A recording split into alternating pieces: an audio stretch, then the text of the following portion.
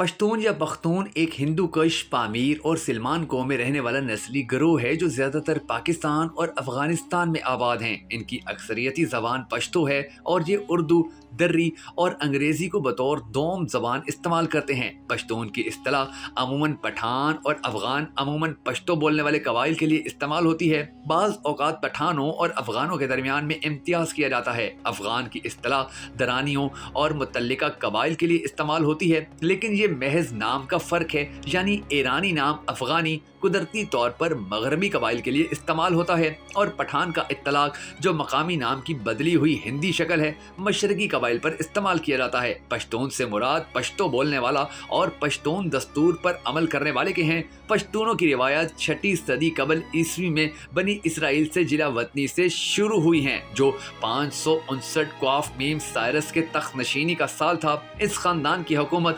331 میں سکندر نے ختم کر دی تھی۔ اس دوران صدیوں میں افغانستان، صوبہ سرحد اور پنجاب کا کچھ حصہ ایران کی سلطنت کا حصہ رہے اور ان اقوام پر ایرانی تاریخ اور تہذیب کے اثرات اسلام کے اثرات سے گہرے اور پرانے ہیں۔ پشتون ایرانیوں اور آریاؤں اور بر صغیر کے ہم نسل ہیں، یعنی آریہ نسل گو پشتون قبائل ایک دوسرے سے مختلف ہیں، لیکن ان میں اس کی وجہ دوسری نسلوں کا اختلاط ہے اور بر صغیر کے آریاؤں کی نسبت ان میں میل کم ہوا ہے، جبکہ بر صغیر کے باشندوں میں کثرت سے میل ہوا ہے۔ اس لیے یہ بر صغیر کی آریہ اقوام سے مختلف ہیں، لیکن کشمیریوں اور راجپوتوں کی نسلی خصوصیات ان میں ملتی ہیں۔ ایران، افغانستان اور بر صغیر کی اکثر اقوام کا تعلق مشترک نسلی سرچشمہ سے ہے، جو اب علیحدہ نسلی تشخص کی دعوے دار ہیں۔ قدیم حملہ آور اقوام جو اس علاقہ میں حملہ آور ہوئیں اور پھر اس علاقے میں آباد بھی ہوئیں، لیکن اب ان کا نام صرف تاریخ کے صفحوں پر رہ گیا ہے اور وہ بظاہر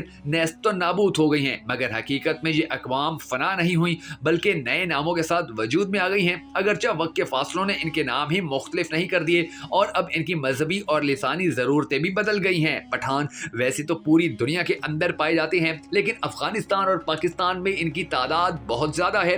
یہ لوگ غیرت کے معاملے کے اندر بالکل بھی کسی قسم کا سمجھوتا نہیں کرتے ہیں۔ جب یہ زبان دے دیں تو پھر اپنی زبان سے نہ پھرتے ہیں اور نہ ہی اگلے کو زبان سے پھرنے دیتے ہیں۔ جب یہ وعدہ کر لیتے ہیں تو پھر اس وعدے کو پورا کرنے کے لیے گردن تو اتر سکتی ہے، مگر وہ وعدہ ٹوٹ نہیں سکتا ہے، اور یہ وہ خصوصیات ہیں کہ جو پٹھانوں کو پوری دنیا کے اندر مشہور کرتی ہیں۔ پٹھان محنت اور ہارڈ ورک کرنے کے حوالے سے پوری دنیا میں ٹاپ پر مانے جاتے ہیں۔ وہ سخت ترین کام کہ جو دنیا کی کوئی اور قوم نہیں کر پائے گی وہ پٹھان سے آپ کروا سکتے ہیں۔ آپ پٹھان کو پیار دیجئے اور پیار کے بدلے میں اس سے دنیا کا مشکل ترین کام کروا لیجئے، کیونکہ پٹھان جتنا مرضی غریب ہو وہ غیرت مند ضرور ہوتا ہے اور اسے اپنی عزت سب سے زیادہ پیاری ہوتی ہے۔ اگر آپ پٹھانوں کے ساتھ اچھے تعلقات رکھنا چاہتے ہیں تو صرف انہیں عزت دے کر دیکھ لیجئے، آپ حیران ہو جائیں گے کہ آپ کی دی ہوئی عزت کے بدلے میں وہ آپ کو اس سے دگنی چگنی عزت دیں گے، اور صرف یہی نہیں بلکہ ان کی مہمان نوازی بھی